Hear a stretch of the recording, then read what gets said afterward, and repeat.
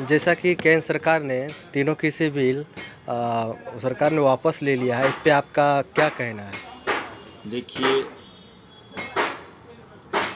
Hitler तंत्र शासन की हार हुई है, देश में जनतंत्र की जीत हुई है और किसानों के द्वारा बरसों से ये 3 खतरनाक कृषि बिल जो केंद्र सरकार के द्वारा लाया गया था, यह तीनों खतरनाक कृषि बिल था। यह बिल न किसानों के हित में था, न इस देश के एक भी नागरिकों के हित में था। ये केवल नरेंद्र मोदी जी के जो कैपिटलिस्ट हैं, नरेंद्र मोदी जी जिनके कठपुतली हैं, उनके लिए यह बिल लाया गया था, जिन्होंने आज बिल वापस लेने का घोषणा किए हैं। यह किसानों की आंदोलन की देन है। भारत के किसान भारत के भगवान के रूप में हैं, जिनके आंदोलन ने आज सफल हुआ। हम जिला राष्ट्रीय जनता दल की ओर से तमाम किसानों को जो बरसों से लगातार धरना दे रहे थे, उन्हें बधाई देते हैं और साथ ही साथ केंद्र सरकार से यह मांग करते हैं, आंदोलन के क्रम में जिन किसानों की मौत हुई है, वैसे किसानों को शहीद की दर्जा मिलना चाहिए, क्योंकि यह आज़ादी की तीसरी लड़ाई आरंभ किसानों के द्वारा किया गया था। वर्तमान केंद्र सरकार जो है, ये नरेंद्र मोदी के नेतृत्व में जो भारत में सरकार चल रही है, ये जनतांत्रिक सरकार नहीं है, ये ईवीएम के द्वारा चयनित सरकार है और ख़ास करके कुछ पूंजीपतियों के ये कठपुतली बन गई है सरकार।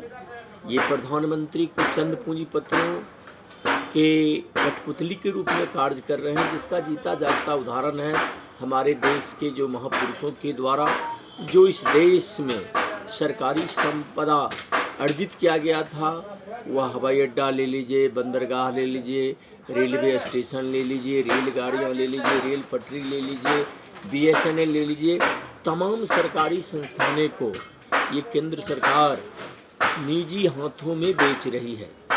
और ये खास करके ये वर्तमान जो केंद्र सरकार है, ये ना इस देश के नौजवान की सरकार है, न इस देश की किसान की सरकार है, न इस देश की आवाम की सरकार है। अब बताइए न, महंगाई चरम सीमा पर है हमारे देश में, चरम सीमा पर। अब डीजल पेट्रोल की ही बात ले लीजिए, बांग्लादेश के रेट जान लीजिए, पाकिस्तान का डीजल पेट्रोल का रेट जानिए, बगल के पड़ोसी देश हमारा नेपाल है।